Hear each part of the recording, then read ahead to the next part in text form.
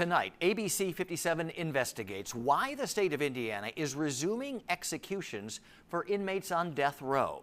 The first convicted killer set to be executed is Joseph Corcoran, who was found guilty of murdering 4 men, including his own brother. ABC 57 investigative reporter Kevin Wormhold reports this will be the state's first execution in 15 years.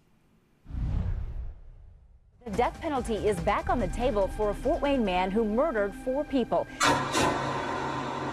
He shot the first one. He just wanted to finish it up, and he did all 4 guys.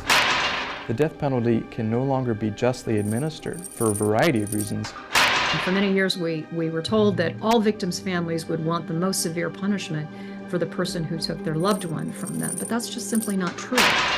8 convicted killers awaiting their death sentence here at the Indiana State Prison in Michigan City.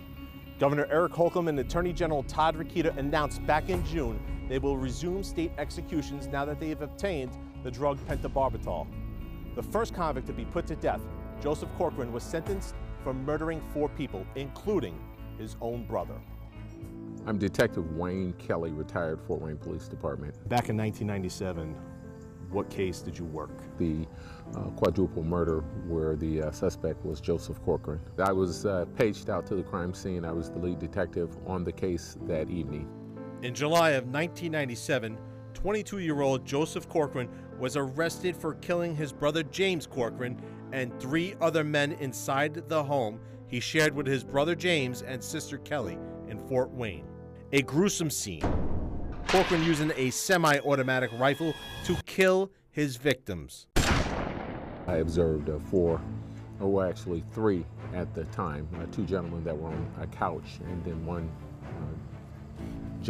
victim, should I say, that was on the floor. We were directed towards the kitchen where there was the last victim on the floor, deceased from apparent gunshot wounds. Detective Kelly worked for the Fort Wayne Police Department for 26 years and worked many high-profile cases.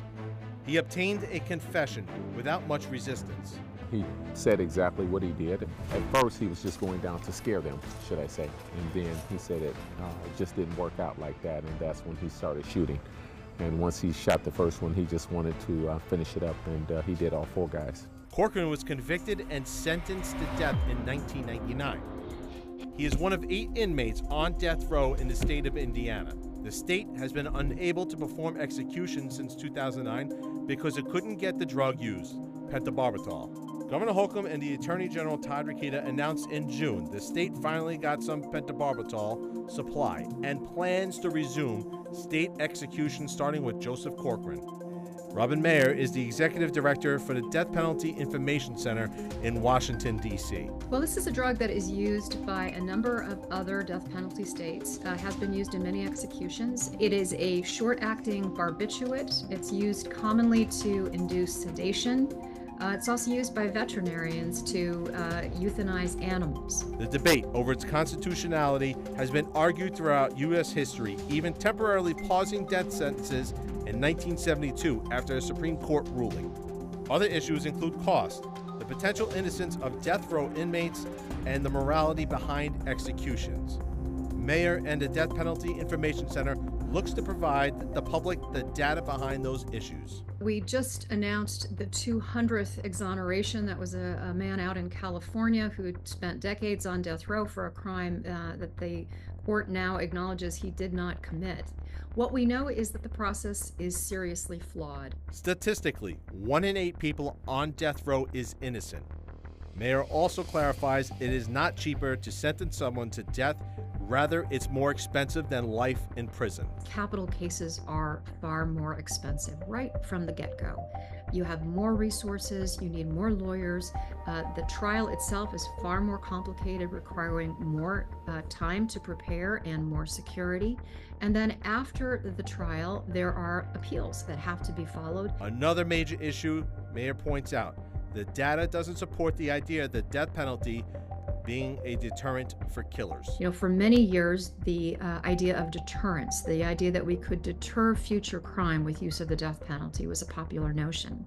But we really haven't found any credible evidence to support that idea. The Indiana Catholic Conference, located in Indianapolis, is an organization that helps bring the voice of the church to public policy discussions. They represent the 5 Catholic dioceses in the state of Indiana. They were shocked by the state's decision. We were surprised because it has been such a long time. Executive Director Alexander Mingus acknowledges the church once supported the death penalty, but that was for a different time. At one point in the church's history, the church said that the death penalty can be justly administered. But then over time, we understood the reason for the death penalty being justly administered was to keep society safe. That there was not a criminal justice system that was organized in a way that could keep all of society safe. They now hope to sway the state away from executions. The death penalty can no longer be justly administered for a variety of reasons. One of them, we have a penal system, particularly here in the U.S., that keeps society safe and prevents those criminals from perpetuating further harm to society. And that's the debate. Should death be an eye for an eye?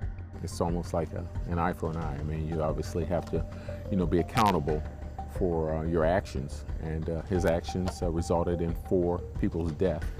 And then, so now it's time for him. So I guess the state has to do what they have to do. I think justice is being served. 24 states in the U.S. still have the death penalty. I reached out to the Indiana Attorney General's office to ask why he's looking to restart executions. He referred me to the Indiana Department of Corrections for comment. They said they'll follow the state orders. Corcoran is in Indiana State Prison awaiting a date to be executed. Reporting in Michigan City, Kevin Wormhold, ABC 57 News.